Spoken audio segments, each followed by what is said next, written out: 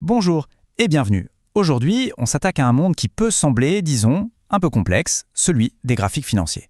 On va apprendre ensemble à lire l'histoire que le marché nous raconte à travers les chandeliers japonais. Alors, quand on regarde un graphique de trait long pour la première fois, honnêtement, ça peut ressembler à un vrai chaos, pas vrai? Juste un flot ininterrompu de barres vertes et rouges qui n'ont, à première vue, aucun sens. Et pourtant, si chacune de ces petites barres racontait en réalité une histoire, une véritable histoire, avec ses batailles, ses victoires et ses défaites. Bon, pour comprendre ce langage, il faut commencer par les bases, par l'alphabet en quelque sorte. Chaque bougie ou chandelier est composé de deux éléments très simples. D'abord, il y a le corps, c'est la partie épaisse. Il nous dit où le prix a commencé et où il a terminé. Et puis, il y a la mèche, cette ligne fine qui nous montre les points les plus hauts et les plus bas atteints durant cette période. La couleur aussi a son importance, bien sûr. Si la bougie est verte, c'est une bougie haussière. Ça veut dire que le prix a clôturé plus haut qu'il n'a ouvert, il a monté. Et si elle est rouge, eh bien c'est l'inverse. C'est une bougie baissière, le prix a baissé. Mais ce n'est pas tout, la taille de ces éléments nous en dit encore plus. Un corps long et plein.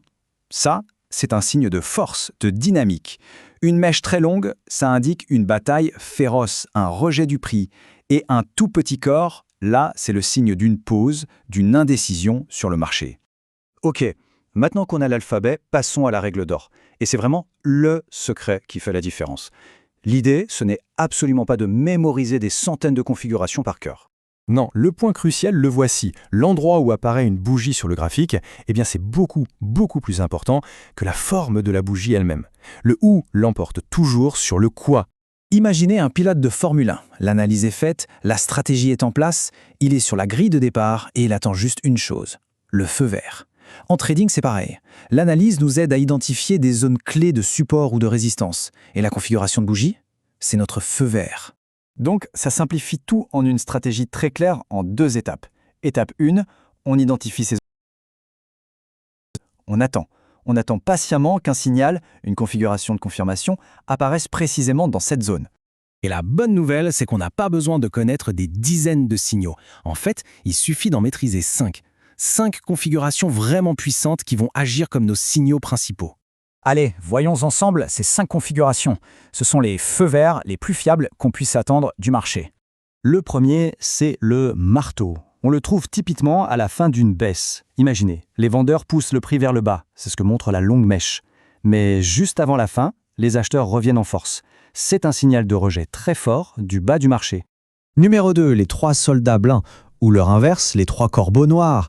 Ici, l'idée est simple, c'est un signal de continuation.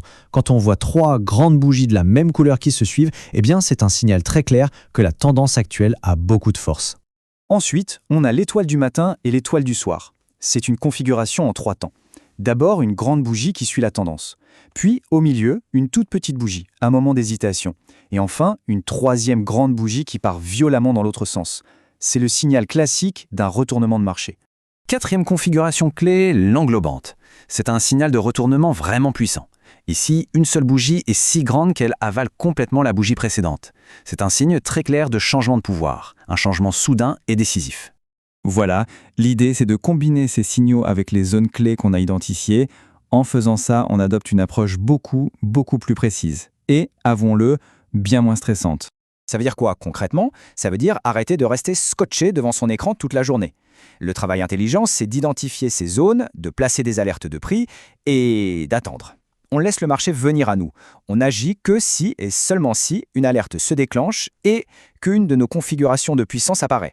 Et cette patience, cette discipline, c'est ce qui permet de respecter la règle numéro 1 de l'investissement, ne jamais perdre d'argent. Pourquoi?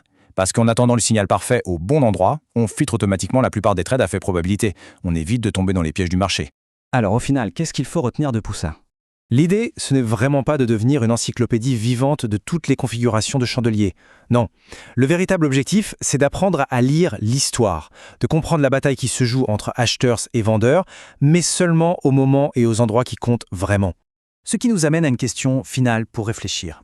La compétence la plus importante en trading, est-ce vraiment de savoir quand appuyer sur le bouton, ou est-ce plutôt de développer la discipline de ne rien faire et d'attendre le moment parfait?